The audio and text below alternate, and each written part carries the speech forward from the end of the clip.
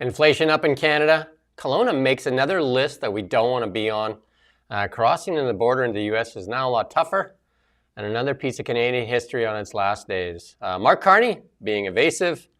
JFK files expected today, and Trump to talk to Putin today. All that and a lot more on the Really Big Show today.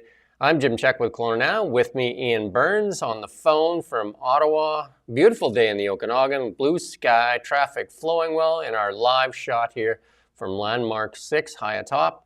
How are things looking out there in Ottawa?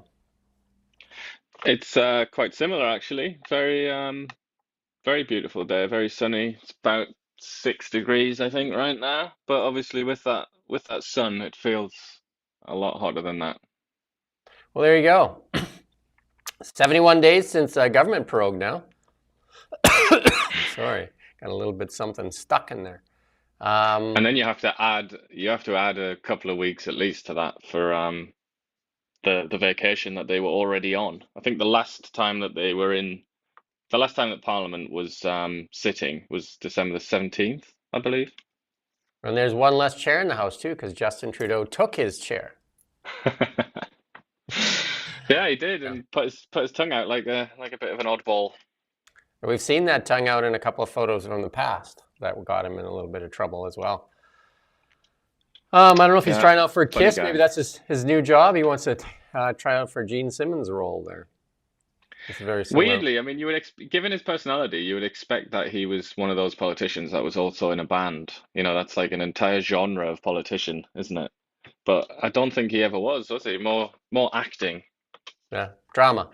Yeah. Inflation up 2.6% across Canada and 3% in BC as that federal GST holiday ends. But I'm assuming that when the carbon tax levy goes off gas prices here, we're going to see a big drop in inflation here in the month that follows, and we're going to see how much that actually affected the prices, because I'm assuming we're going to see a pretty big drop here as soon as that levy comes off, levy tax, whatever you want to call it, comes off on April 1st.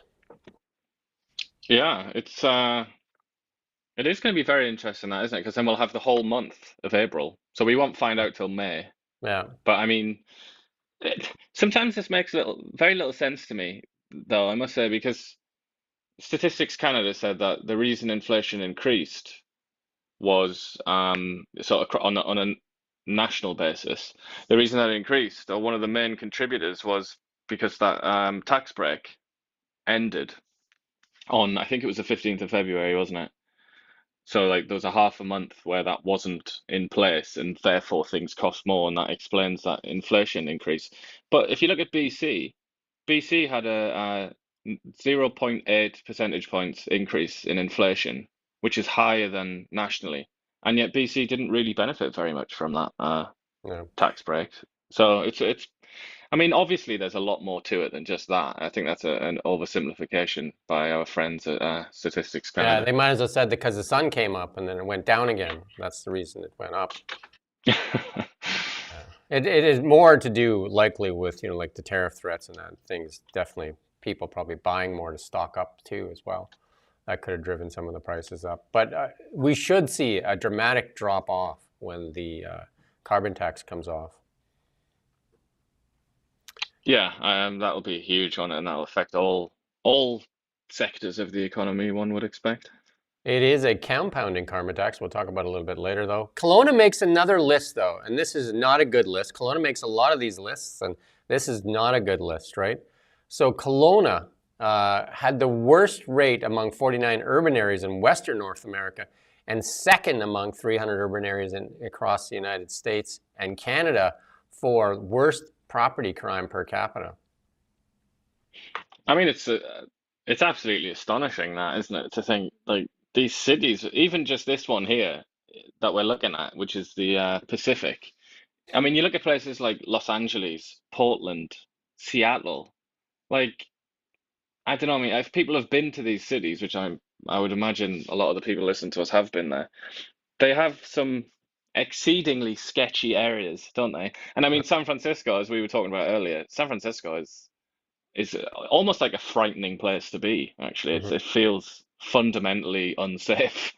And yet there's Kelowna, pride of place. So that's yeah, like you say, that is not a list you want to be at the top of, really.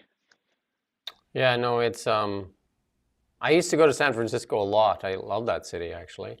And the last time I went there, I said I'm not going back. So there's that. The last time I was there, my wife said to me, I'm really scared. Can we leave? Like she very rarely does anything like that, and yet she said that to me because a guy had just walked down the street and started to headbutt a lamppost with like maximum force, trying to crack his skull open. Uh, And I think that was just it, really. After having seen people injecting themselves into their stomachs as cops walked by laughing to each other, I think that was it was just like, okay, this is not a safe place. And then it's getting harder and harder to cross into the U.S. Actually, the border patrol are actually trying to frustrate Canadians as they try to get into the U.S. there. And we did see that one Canadian get detained as she was trying to cross back in from Mexico to the U.S. They detained her, and then she spent quite a bit of time in a detention cell too. Yeah, the immigration in the US, the immigration officials said that she didn't have a legal right to be in the United States. Um, so I guess her case is actually a bit more complicated than maybe it seems. But there's been a couple of instances where people that you don't usually associate with like ICE crackdowns have been detained. Like there's a famous one with a German as well who was detained. And I just think people are a bit spooked, aren't they? And I suppose that's the point. That seems to be the main strategy because Trump isn't really deporting very many people at all. It's very, very minor effort in terms of deportation. So it seems that he's more interested in creating that atmosphere of, you know, b being unwelcome, that people are unwelcome, and he hopes that that will, you know, get people to self-deport. Yeah, so the Vancouver-based immigration lawyer, that this story it's on Kelowna now, Richard Kirkland, says there's likely to be more of the same this stuff over the summer, and Canadians should know that American immigration officers' duties are to frustrate instead of facilitate entry, and that's his thoughts on that. So definitely not as where they used to wave you through. Maybe a lot tougher. I mean, the weirdest one, the most difficult one that I've ever had is when I was with my elderly-ish parents, and we walked across in Niagara, walked across to Buffalo in New York. Just like the weirdest situation. Like everybody was happy. It was a nice sunny day, and we were like British citizens trying to cross in with, you know, like parents and their child, and they were so weird about it. They did like absolutely every sort of scan and like just so nasty and horrible. It's kind of like it sometimes it makes absolutely no sense. And then there have been times when I've expected trouble and they've just been like, "Yep, in you go. Don't even look at you. Don't care." So I think it's really just down to the person a lot of the time. Most definitely. And then the Hudson Bay, one of Canada's oldest businesses. This is a story Canadian Press Day. We're going to do something on it as well. Empty shelves, idle escalators, as shoppers look for a piece of history at the Hudson Bay stores. Yeah, I was in the Bay in Calgary, and I don't know why they turned all the escalators and elevators off. Like, if you want to go upstairs, you got to use the actual staircase. I'm not sure what the deal is, and this is what this story talks about too, right? Like idle escalators and like the elevator's not working. Not sure why they turned that off. Survival of the fittest. If you want the Yeah. best deals, you're gonna have to climb to the top. Yeah, and it's in Edmonton. Some of the racks at two big locations were picked clean. Every major mall in Canada had the Hudson Bay as an anchor. Um, the Hudson Bay is a big piece of Canadiana history. Yeah, it's often like how you get into malls, isn't it? Often you go through the bay. So I don't Yeah, know who's and going to then replace all of these and this tenants. in this story in Canadian Press that's on KelownaNow.com, they said that BC's flagship among 16 branches in the province appeared to be business use, but neither elevator nor escalators are working. So that must have come down from somewhere, like high atop to turn off the escalators and the elevators. Not sure why. And some of these, like locations had 6 flights of, like stores, right? Like some of them are, compacted into like up, right? Leaving customers to trudge up to 6 flights of stairs to reach the menswear. So I guess if you wanted a deal, you could also get some physical fitness at it, right? Yeah, and yet they say in this article here that the blankets, with the logo on, Yeah. with the world famous Hudson's Bay logo, that they mostly sold out. And I feel like that if you were going to go there now, you'd probably want one of those, wouldn't you? That'd probably be the reason, and they're already gone. Now, the Hudson Bay has been around since 1670. That's 200 years before Canada was born. I mean, it was a Hudson Bay fur trading company to start off with. Yeah, I mean, it was the state in a large part of North America. That was basically bit like the sort of East India Company in India in the 18th century. Yeah. It was a bit like that, really. It was like the company was everything. It was the lawman. Yeah, there's a bunch of outposts out there, including like Fort Edmonton, Fort Calgary, and the different, like Fort Langley, where the RCMP and I think British soldiers are stationed, and the Hudson Bay Fur Trading Company likely alongside that. Yeah, and I mean they they did they did an awful lot, didn't they? It wasn't just fur. They sort of diversified. It's a really interesting company, and I can't think of an example of a company that's so closely entwined with the birth of a country, and a country's history. It's like maybe like the East India Company with India, but obviously Indian history goes back so much further that that's just a blip in time, really. But the Hudson's Bay in Canada, they're inseparable, aren't they?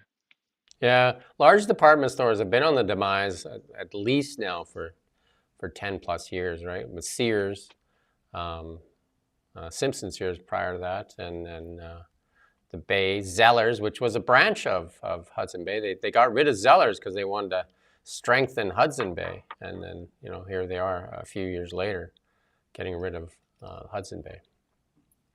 Yeah, and I would strongly suspect that if this is it and there's no like white knight that comes and saves them at the last minute, I would suspect that their replacements in malls, it's not going to be one store, is it? It's probably going to be more like sort of 10 or something like that, or more. Like these, and if it's going to be clothes, it'll be like those little ones like we've talked about, like Aritzia and stuff, the ones and Hmm. Lululemon even that shift quite a lot of product, but they don't occupy very much space. Well, I was in two malls in Calgary, and the Chinook Mall is always one of the more popular malls in Calgary, and it was packed on the Saturday, absolutely packed. Like people were walking around in there. Maybe Electricity. they should move their HQ there. Electricity going up in BC. Adrian Dix says that they needed with all the work they need to do. So we're going to see a rate increase of 3.75 on April 1 and the same bump next year. So there you go. They're going to try and make their money somewhere else, eh? Well, I mean, a lot of it mentions in the story the Site C Dam and rising demand for electricity. But I mean, Adrian Dix's great plan is to build lots of wind turbines, isn't it? It's like that's his big, that seems to be his main sort of interest. Well, we've And got obviously they are very expensive and they have to be subsidized at the minute. So, I mean, I guess it could well, also be that.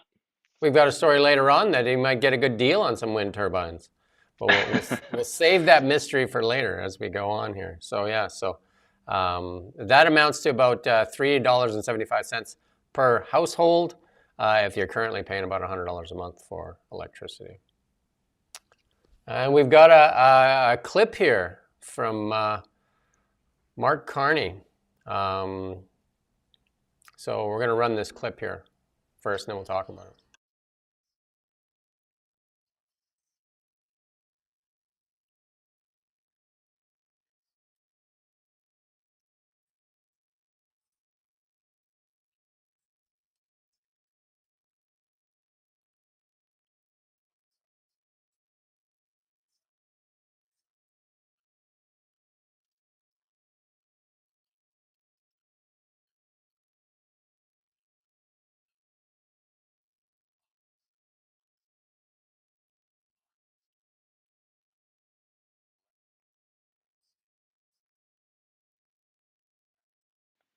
That's not audible, Rommel. We can't hear that.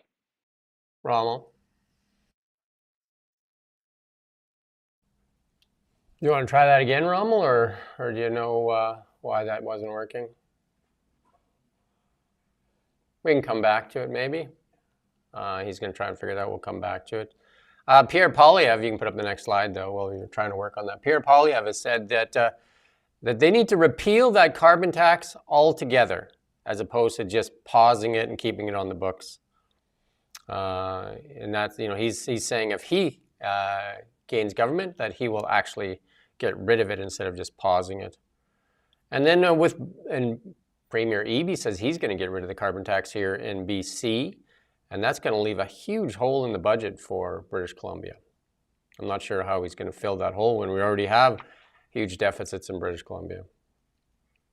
Yeah, I wonder what he's going to do because it is one of those it's a hated tax, isn't it? But in BC at least it was a big revenue generator because it wasn't really redistributed, was it? It was just most of it was just kept. Yeah, I think we're going to try that that clip again. Are we going to try it, Rommel?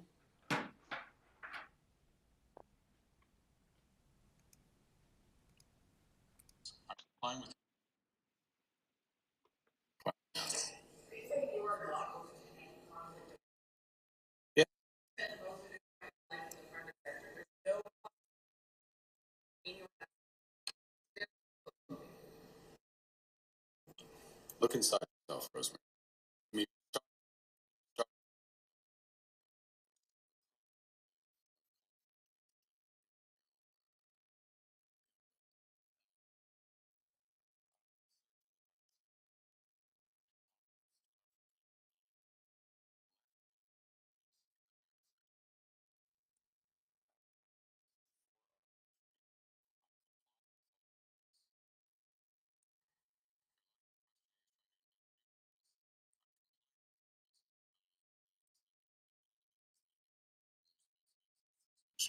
Sound's gone again, fellers. There you go. I don't know how much. Suffice it to say, Mark Carney was very unhappy about being asked a question about a potential conflict of influence, conflict of interest to do with his blind trust, which has been raised by the Conservatives, and I'm not. I think the NDP might also have raised this actually, but anyway, it boils down to, from the Conservative perspective, anyway, they're arguing that, but basically, in essence, that he's so in favor of green subsidies, basically, and has been as the economic advisor of Justin Trudeau, that we should know that it's incumbent upon him to make it clear whether or not he's going to benefit from that kind of thing. Basically, I mean, that seems to be what the Tories are saying. I thought they might have made the argument more about, is he heavily invested in the United States, or does he stand to benefit from Trump's policies, for example, because then they could try and attack him on that angle, on a sort of patriotic angle.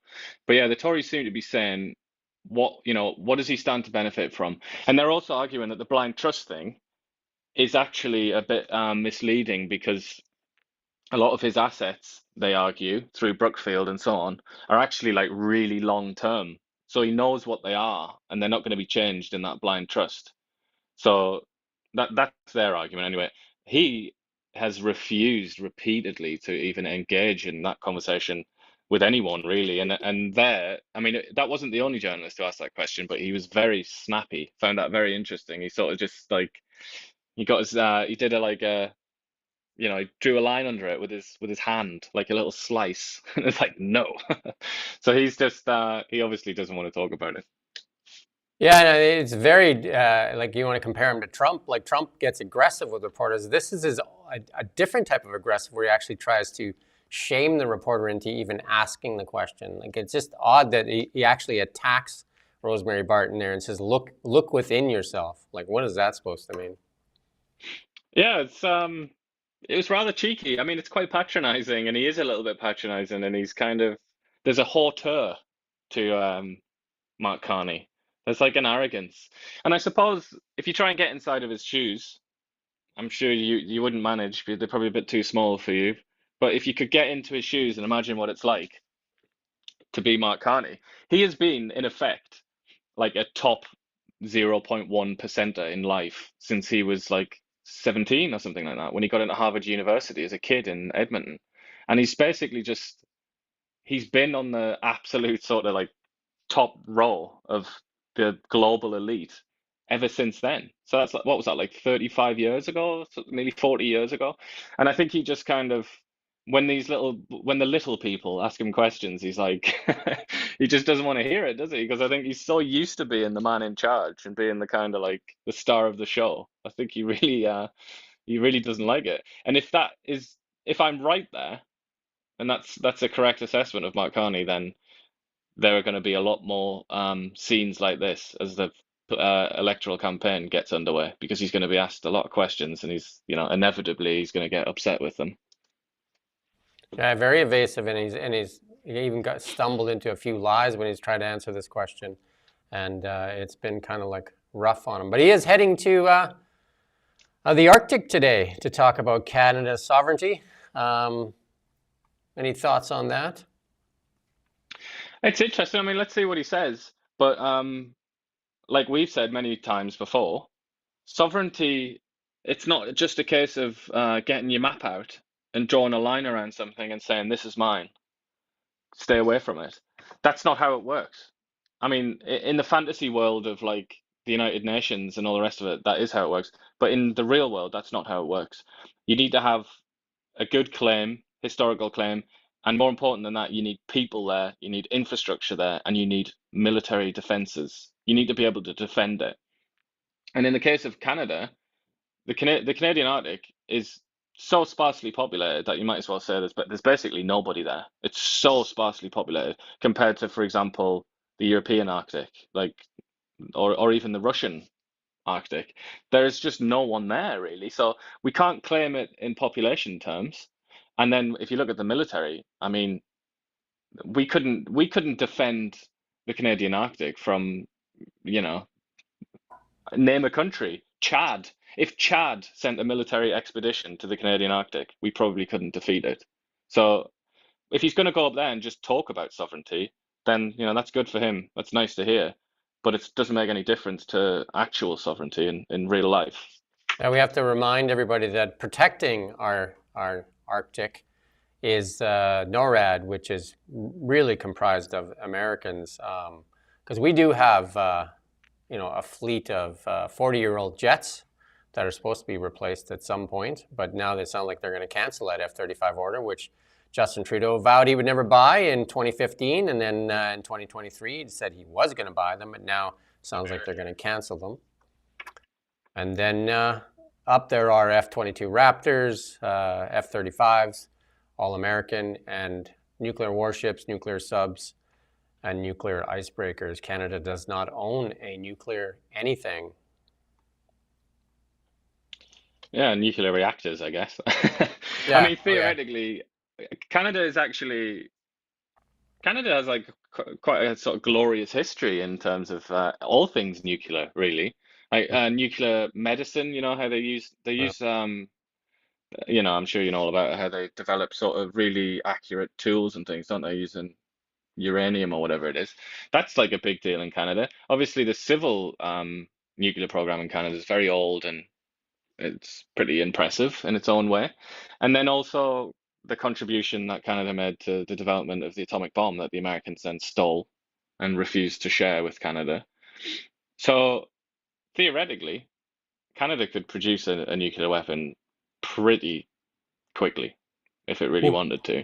And I guess that's going to become a question, isn't it? If we're abandoned by the Yankees down there and some unsavory types like the Russians and Chinese try and come and steal the Arctic, I mean, the obvious no-brainer is, all right, we'll make nukes and we'll sort of threaten them. But I don't know. Let's see if that happens. It'd be quite a scary world, I think, if Canada got nukes. I think we definitely should be purchasing nuclear submarines and nuclear warships, and that. Whereas, the subs we have 4 submarines, and we bought them at a garage sale from the UK back in 1990. So they're 4 conventional subs, diesel subs. Again, they're old technology, just like our fighter jets, old technology. They're also like pretty they're pretty crap, aren't they, those subs, because they can be detected, I think now, Yeah. relatively easily because the engine makes a noise underwater. And I don't know if anybody remembers, but when we did buy the two of them, when we were sailing them home from the UK after buying them in their garage sale, two of them lit on fire. And we asked for our money back, and the United Kingdom at the time said, "I don't think so."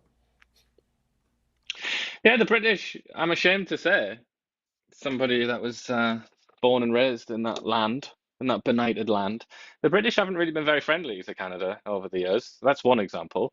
Another example is just now, where Keir Starmer, the Prime Minister, met with Carney and didn't even treat him to the privilege of a joint press conference. Just let Carney go out on his own. And that's when he made that.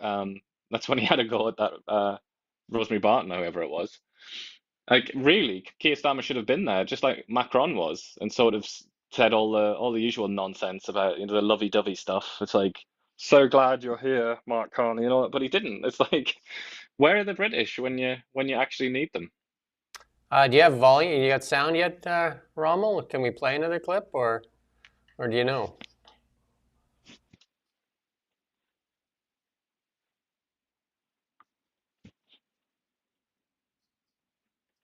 Okay, no.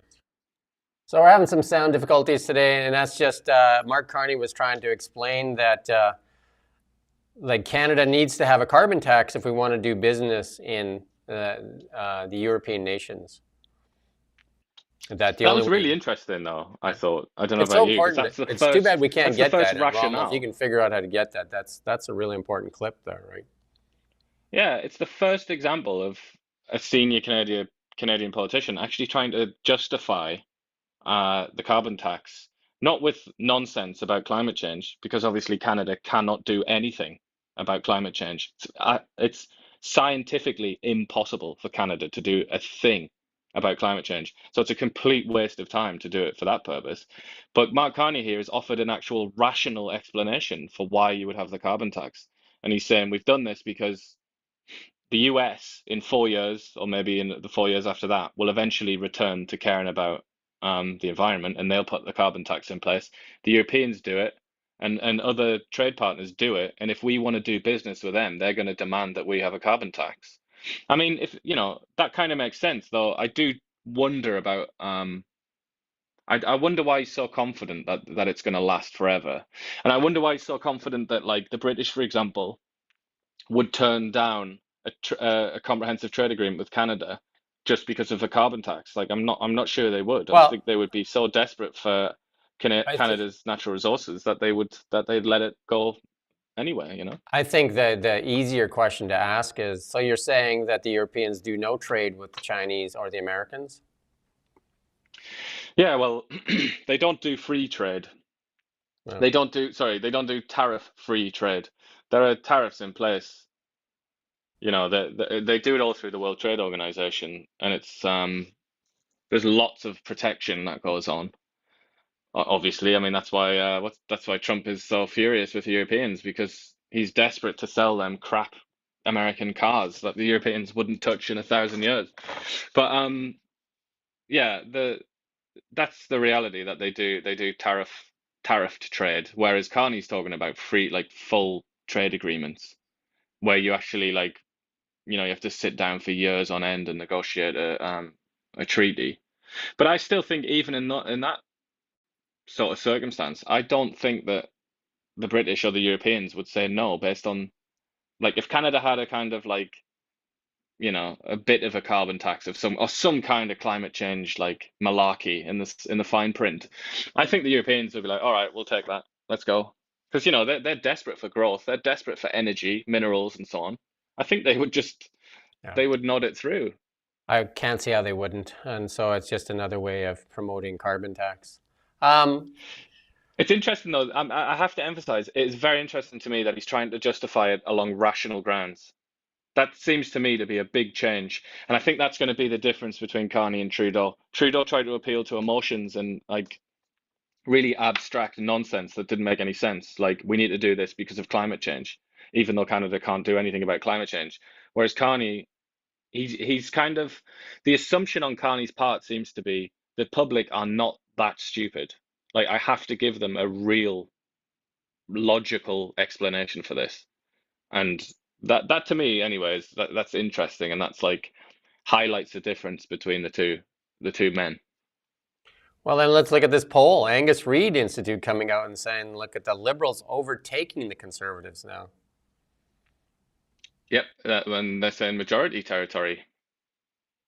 Yeah. And if you look at that poll, I mean, I'm sure I haven't actually read the details of this poll, but I'm sure they mention it. But if you look, the Tories haven't really lost all that much support.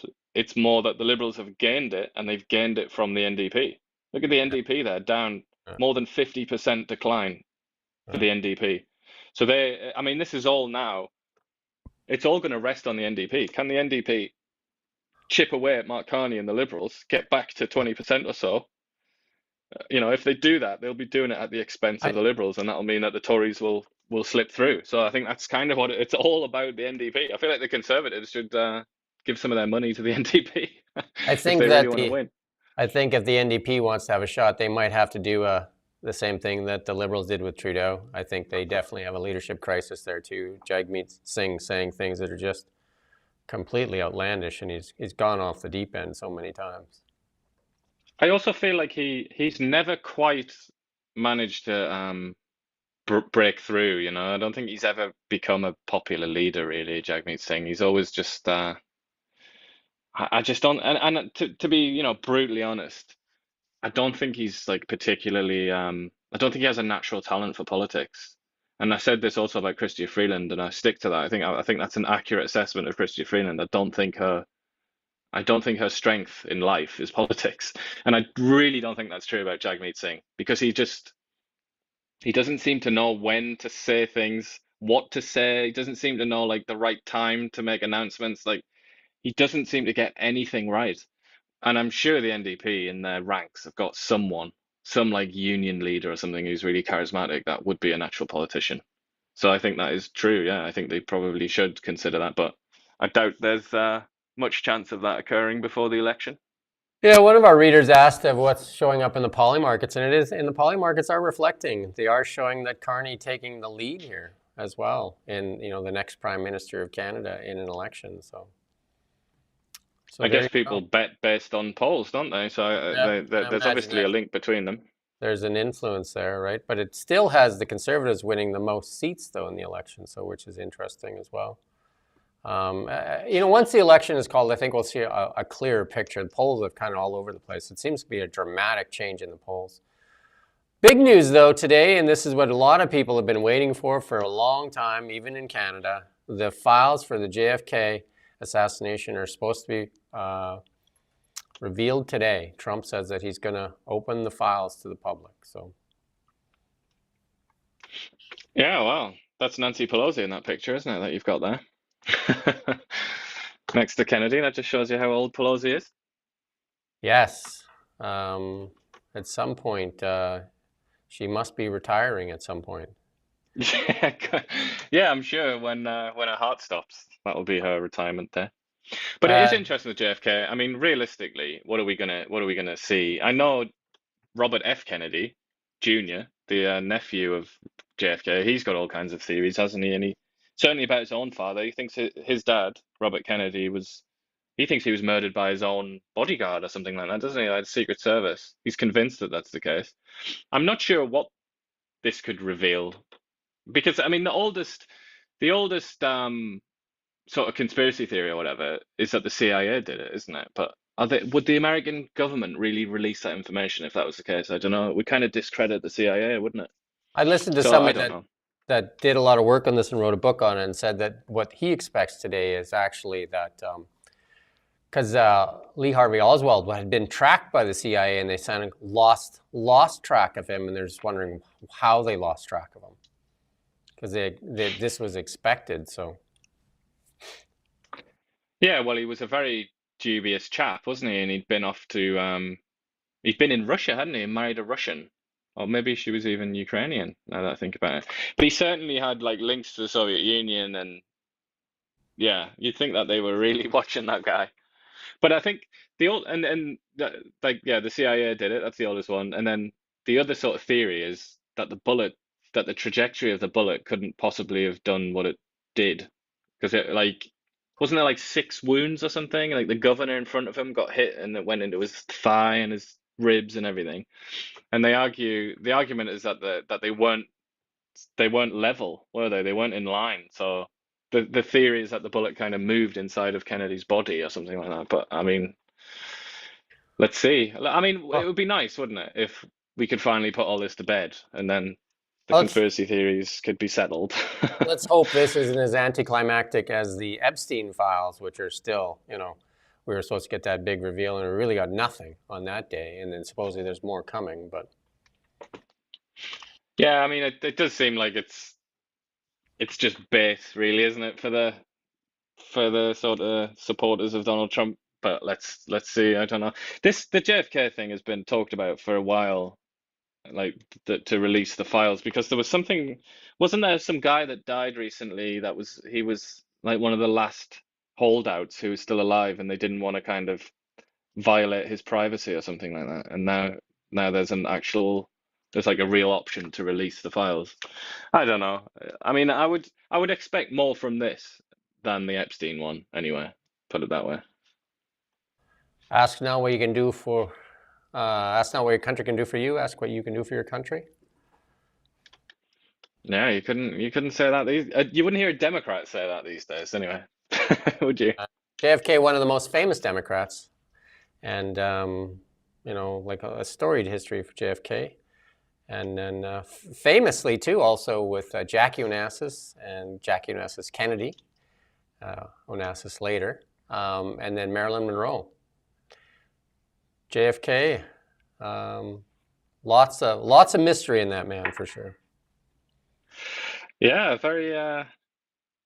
very strange fellow.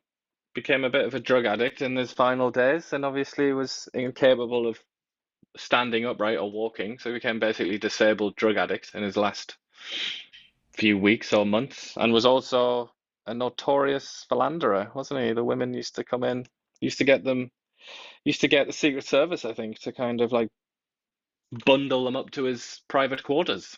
Yeah. I So mean, very much not the myth. Like he was a real man, like a very flawed, yeah, strange man in many ways. But and I mean, still obviously a sort of natural politician, like we were saying surrounded earlier. He would be a good leader of the NDP. surrounded by death, a lot of it, assassinations before, during his life, after, and suicides. A lot of that going on in JFK's kind of like circle. Yeah. Um, I mean, it was a very different time, wasn't it? The 60s. The assassinations and stuff like it's hard for us to imagine. I suppose if that assassination had succeeded against Trump, maybe we would have entered another era like that. But yeah, it's just so many politicians being just like offed in those days, being killed. But he was also in the Second World War, wasn't he? So I guess John F. Kennedy, he did encounter quite a lot of death, sadly, in all realms of life. And another big news, another president, President Trump, going to speak with President Putin today, and then we'll see if they get that ceasefire they've been talking about, right? Well, Putin is kind of playing silly buggers, isn't he now? And he's being very slippery and very hard to pin him down on anything. So I think it really does kind of boil down to this phone call. Is there anything that Trump can say to him that I guess threats? Because he's threatened to tariff Russia, but obviously the Russians, they're already tariffed to the max, aren't they? They don't really care. They're basically self-sufficient at this point, alongside China, like with China, I mean, as a supplier of a lot of goods. So I feel like that's not going to work. Maybe he's got something else up his sleeve. I don't know. I think one of the things that, like I've heard some rumors out there is that, they're going to free up some of that stuff that's been frozen, some of those Russian assets that have been frozen.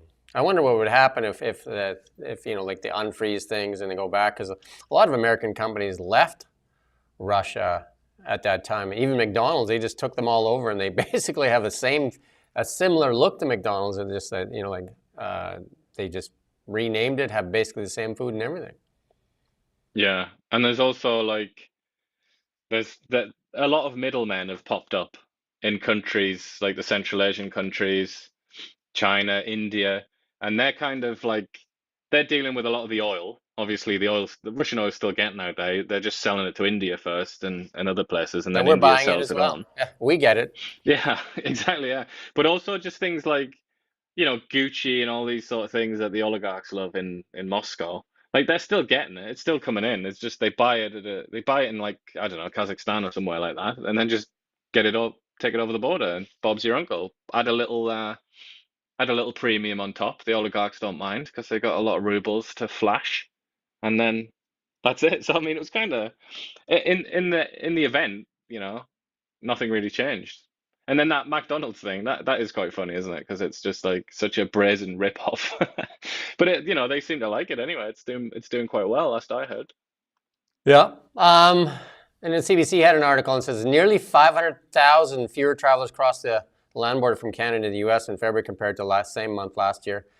And a lot of that has to do with tariffs being charged as Canadians return home, because a lot of people would go across the border to get cheap gas and cheaper groceries, and then they were starting to get tagged at the border, and like sometimes even doubling the cost of what they paid down there. So that definitely has dropped a lot of people off, as well as some people like listening to the message and not going to the U.S. too. But I think a lot of it has to do with it's just not economically worthwhile to go to the States to get the groceries and the cheap gas, because it is way cheaper gas down there. Like in some cases, like 87 cents or 83 cents a liter. Yeah, it's not the only sort of thing that's cheaper, is it? I mean, even electronics and stuff like that can be cheaper, and sometimes food as well. It's kind of, I mean, it's not ideal, is it, having that country just right down there, and then basically, the majority of Canadians live within driving distance of the US. So it's like a hell of a temptation. But yeah, I mean, the people that serve these Canadians that come down and buy stuff in this article, they're saying, I mean, there's a quote there, without hyperbole, it's a dire situation. It's pandemic level stuff, this person says. So it's kind of like they're freaking out, the ones that kind of make money off that arbitrage Yeah. and sort of serve the Canadians. But I think it's also tourism as well. I mean, I think a lot of people are gonna not go to the US this year, at Yeah. least this year. So I Well, think it's definitely going to have an effect from this sort of political, cultural side as well.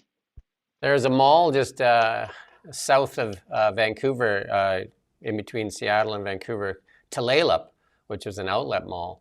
And this is a number of years ago. And I'd asked a couple questions there. And 95% of the traffic in that mall, like the buyers in there, were from Vancouver. Like it was mostly Canadians that were, like buying the stuff in that mall. Yeah. Well, people even and this happens in Vancouver, doesn't it? People like rent out a little store box or something like that, or a mailbox, don't they? And I think it's Blaine's they do it in Washington. Yeah. And then they order things online to that box, and then Yeah. they drive across the border and get it because it's worth their while to do it. I mean, it's that would always happen. That has always happened throughout history, hasn't it? Like if you look at old empires and things like that, like it's always happened that people will go to great lengths to get cheaper product. So it's not Yeah, there was surprising, really, is it?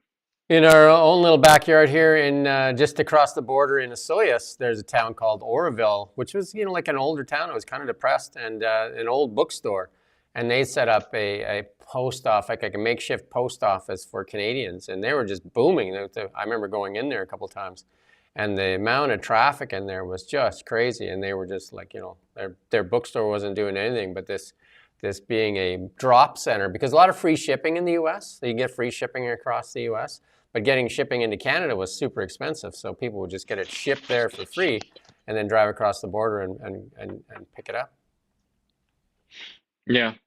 Well, I mean, makes absolute sense, doesn't it? But if it is actually the case that, I think if they put this permanent tariff on sort of thing where you try and buy your groceries in the US and come back and then get tariffed, if that stays on, then that's going to put people off, isn't it? That's going to shoot the numbers down. And then if the political situation persists, it seems like this sort of whole trade is going to collapse, isn't it? So, you put in a story here that a sad story actually, the passing of John Paddy Hemingway, last of the few. Yeah, I mean, I would recommend people have a look at his biography, have a read about him, because he's an absolutely astonishing man. I mean, he was involved in something like 4 or 5 plane crashes, including being shot down. Like had to parachute out. His parachute didn't work on one occasion. He got stuck in a tree. Born in Dublin as well, so he's actually an Irishman, but he went over and wanted to join the RAF in England. But yeah, I mean, it's a little bit sad, I must say as well. It's a bit like when the Queen died.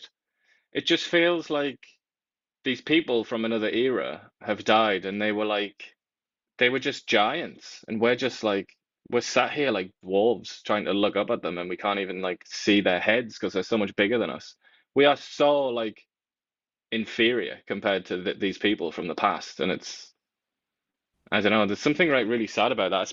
I think that's particularly poignant from the British perspective, because obviously during the Battle of Britain in 1940, Britain was still the sort of largest empire in the world, and it was still, it was still the big boy. And this guy has lived through all of that. He's lived through Britain being the most powerful sort of force on earth, having the largest navy in the world and all the rest of it. And for a brief time during this sort of era, probably the best air force in the world as well.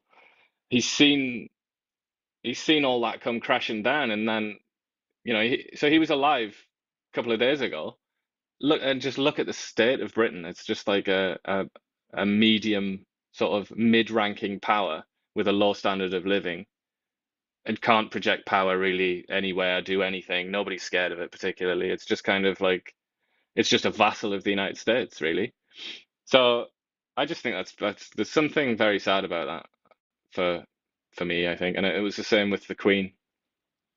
Yes, sadly, he passed away at 105. A nice long life, though. It seemed to have some horseshoes there with, like what you're saying, some of the crashes and that.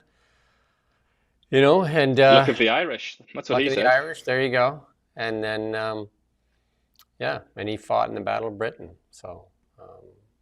I'm not sure what day actually died, but if it was yesterday, then he died on St. Paddy's Day as well, which would just be astonishing if that's right. What a life. Let's move on to markets. Gold finally found some energy and broke through that $3,000 mark that we were talking about, and it broke through with some emphasis too. Like right now, it's trading at 303.4, which is higher than when we pulled this. So gold finding some energy. Lots of times when it breaks through, it'll break through strong as well, and it looks like it did just that. In Canadian dollars, 43.41, up $52 this morning. And again, geopolitical situations really playing a lot into that, and market instability and all that kind of stuff. Like definitely gold is the canary in the coal mine and the safe haven asset that many people say is an old relic, but obviously not that old of a relic because people still value it. Well, I wonder if this little surge here is related to the rumors, I guess you would call them, all the chatter about a potential war with Iran being on the cards, a US-Israeli operation against Iran. I don't know like how much that would go, but geopolitical tensions definitely always play into gold for sure. Gold is a safe haven asset that has been tested through thousands and thousands of years of history, even though some people would like to say that it is an old relic, but people seem to go back. It's kind of a cool metal too, like if you understand the properties of gold. It is one of the most incredible metals on this planet, one of the heaviest as well, and it doesn't tarnish or rust or anything like that too. And archaeologists love it. And one of the best semiconductors too for heat, right? Yeah, it's important in chips, isn't it? And computing as well. They use it in health. They use it in a whole bunch of things. Yeah, it's in most computers, like little small amounts are in computers, phones, all kinds of stuff, right? It's everywhere.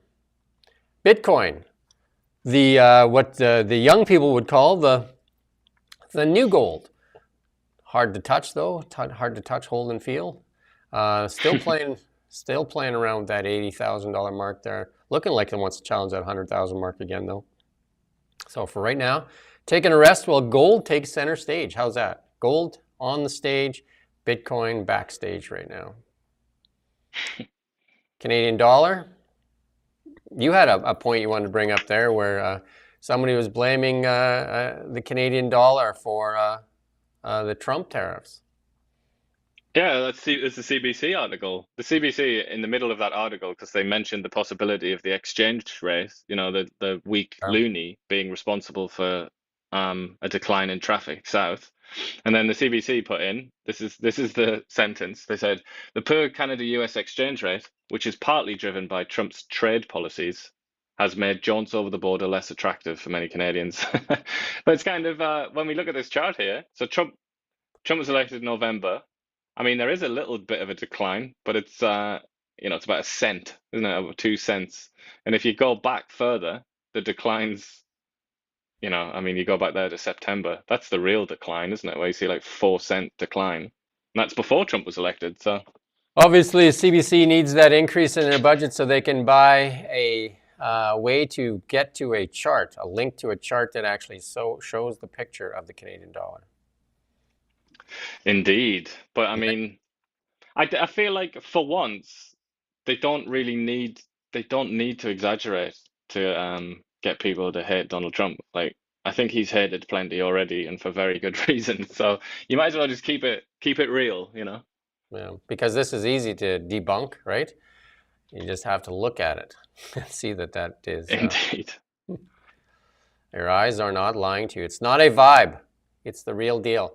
In our AI and tech section, and stranded up there for like 8 months, left there, and we got there, actually leaving home, and this is the capsule departing ISS. We're going to play this clip here. Maybe we'll even have sound, but start at 0.26 and play this clip.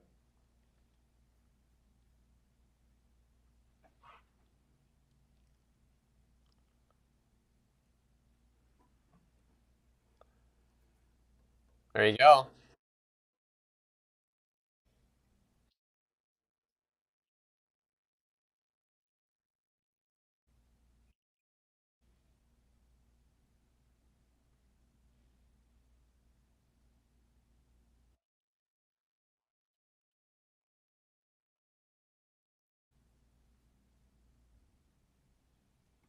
There you go. SpaceX to the rescue. And they did, those two astronauts Embarrassing. did thank Elon Musk for the rescue. But they left him Very there. embarrassing for Boeing. They left him there, and the SpaceX volunteered to go get him a long time ago, and they said not necessary. I'm not sure why it wasn't necessary. Because it would be, well, I mean, they have their own reasons, but I mean, certainly it can't have helped that it generated an enormous amount of humiliation for the company that put them up there and couldn't get them back. Yep. Anyway, there you go. There you go. Schools are going to use AI to monitor students. Who would have saw that coming, right? Over 1,500 school districts. Over 1,500 school districts across the U.S. are using AI-powered surveillance software, such as Gaggle, I guess that's the new Google, to monitor students' online activities, aiming to prevent violence and identify mental health concerns. There you go. It scans messages and social media posts for signs of potential harm. I mean, it's not often that I use the word Orwellian, but there's no other word, is there? That is George Orwell on steroids. And then, and here you go. And Chrystia Freeland watches regularly, and she's the transport minister now. And they're looking to build wind farms here. There you go. Germany is about to dismantle their wind farms after 15 years of operation. So there might be a bargain basement sale on some wind farms. Well, a big part of the reason that they're doing it is because they've put them in the sea. Obviously, these are offshore. This is Germany's first offshore wind farm. And as some people know, as a minority of boffins are aware, salt will corrode wind farms, or the technology that they use, the metal that they use. So it's obviously not going to be in very good nick. That's the same people that couldn't figure out how to get a chart of the Canadian dollar, the same people not realizing that metal corrodes in the ocean. And also, I mean, the real reason that this is the real reason that they've decommissioned it now, so it's only been up 15 years. But the reason they're getting rid of it is because there's no longer going to be a subsidy, very, very generous subsidy for wind power, which is the case basically everywhere. Yeah. Everywhere that there's wind power, there's a huge subsidy, and obviously because it's intermittent, it is in terms of like the per kilowatt hour or whatever generated, it's an exceedingly expensive form of energy, so it's just not economical without taxpayers subsidizing it. Brookfield Asset Management, big on the green energy. There you go. Maybe they can buy those and redeploy them here in Canada. The little known former chairman of Brookfield Asset Management is also a big fan of green technology, isn't he? So I'm sure we'll be seeing more of that as he leads Canada now. I'm sure Chrystia Freeland is scratching down the notes right now. We're giving her lots of good information here, so there you go. Absolutely. BYD introduces ultra-fast EV charging technology. So they're saying they can charge cars in 5 minutes, about 250 miles of range. That's pretty impressive. So that was one of the big knocks on EVs, is that it takes time to charge, although they charge pretty quick. I drive one, but 5 minutes would be pretty impressive if you get that juice in it. BYDs are not available for sale in Canada, the US. That's those 100% tariffs that Canada and the US put on these things when Biden was in power, and Biden and Trudeau put these 100% tariffs on, which Scott Moe is really angry about, because the farmers are the ones that are getting the bad end of the stick on that, because now there's tariffs on canola and other agricultural products, and it's really harming Saskatchewan and Alberta. And he says that whenever it is Eastern jobs, the government reacts, but when it's Western, then not much is said. And particularly, I think agriculture. There's a kind of, I don't know if it's just ignorance or snobbery or what, but there's a real like there's not much love for agriculture when it comes to the sort of Laurentian elite, let's say, except for dairy, obviously. If you count that as agriculture, they love that. When the new finance minister, Francois-Philippe Champagne, was asked if they would remove the Chinese tariffs so that they would, they wouldn't retaliate against Canadian agriculture, he said, absolutely not. We are protecting jobs, just not the jobs in the West. Yeah, that's strictly true, but it depends on the kind of job that you're trying to protect. Yeah. But I am interested in this BYD thing, though. I mean, is that unique to them? Because I know you, as a sort of Tesla expert, you would know if Tesla has this kind of thing up their sleeve. A lot of this is coming. Like a lot of them are working on it. BYD is definitely the closest competition to Tesla. And they're definitely selling their cars in other markets other than China. Australia, for one, I think in the UK has these vehicles. In China, Europe, they're selling vehicles. They're actually building plants. What they're doing in Europe is actually buying plants that are going bankrupt, traditional ICE plants, and then converting them into Chinese EV plants. Yeah, well, if this is for real, and they can actually you can do 400 kilometers in 5 minutes, I would say that's going to be an enormous revolutionary moment in the sort of history of EVs, isn't it? It's going to render the older EVs basically, like crap, isn't it? Nobody's going to want an EV that takes like hours to charge when you could have one that does it in 5 minutes. So that's one of the things that Elon Musk has said for a long time. Nobody wants to listen to him anymore. But one of the things that he said was he's not really working on higher range for vehicles, because it's going to come down to just quick charging, where it's going to be like gas stations. You don't really need to add all that extra weight and extra cost to a vehicle when you're just going to have quick charging and like charging everywhere, which makes sense. Yeah, totally. Well, that's the thing, isn't it? People have that kind of range anxiety and stuff like that, don't they? With EVs, you certainly wouldn't have that in this situation, because you could probably fill it up there at the same in the same sort of time period as with a gas car. And like GM kind of did a different tact when they did with that Hummer. I'm not sure why they picked the Hummer as one of their first EVs to do. And it's this massive vehicle that has this massive battery and massive expensive. And yeah, so, you know, that's the other side of that coin, right? Massive vehicle with a massive battery, which means more costs, well, leads to the expense of it. And it just doesn't make a lot of sense when if you could do faster charging and have charging available in more places, then that would make a lot more sense than having massive batteries. Maybe for commercial use, like, you know, at a mine site or something like that makes more sense. Yeah, but I guess that's like maybe that's like a prestige car or something, isn't it? And people are thinking more about just how cool it looks rather than like what it can do. The Hummer? Yeah. It's a massive vehicle. There you go. In our meme section, we got a few memes here to share, and I thought they were quite funny. The playoff, this is all comedy. Let's remember, this is comedy, so don't get all worked up. Federal judge orders astronauts to be returned to the space station. You know, Biden did not want them to be rescued by Elon Musk.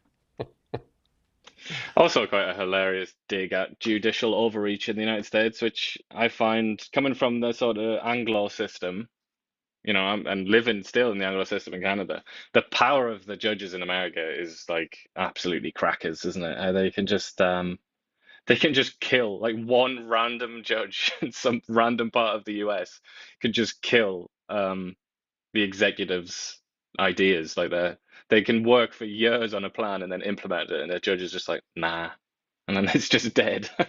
I mean, that is whatever. That's how they designed their system, but it's funny.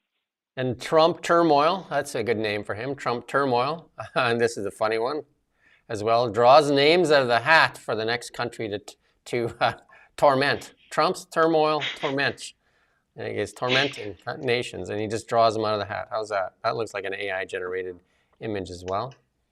It looks like a Photoshop generated image to me. It's not as good as AI.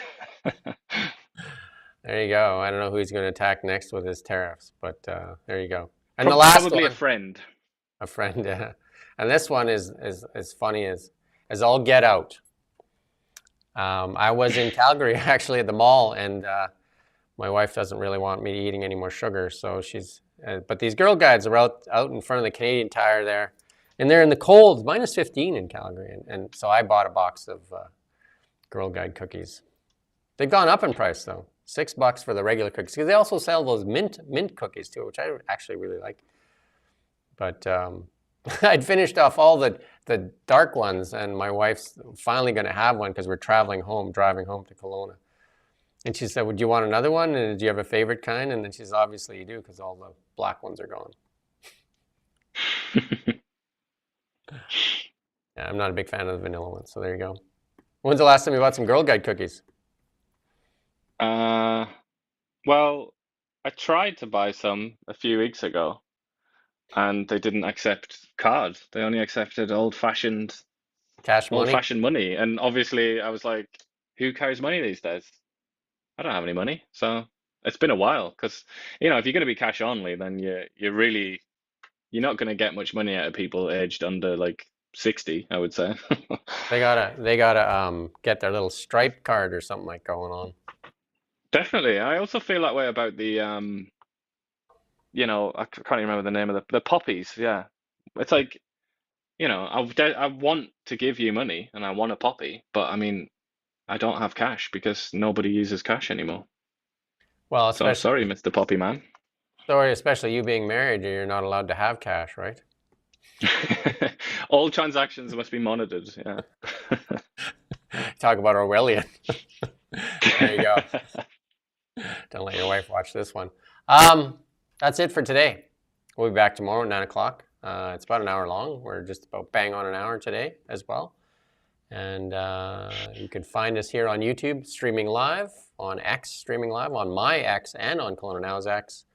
And you can also go on KelownaNow.com, sign up for our newsletter, which we deliver to your inbox 365 days a year before 7 a.m. So all the news that's fit to read. And we get zero funding from the government, so we appreciate your support and your comments, of course. And we thank the regulars that are here. Brett, thank you for joining us every morning. So love to see more of you guys. So if you like what you see, share and get some more of your friends watching. That'd be great. We'd appreciate that. And we do thank you for watching Kelowna Now. We don't just report the news, we live here too. We're your neighbors, bringing you stories that matter to all of us. No government funding, no outside influence. Kelowna Now, local.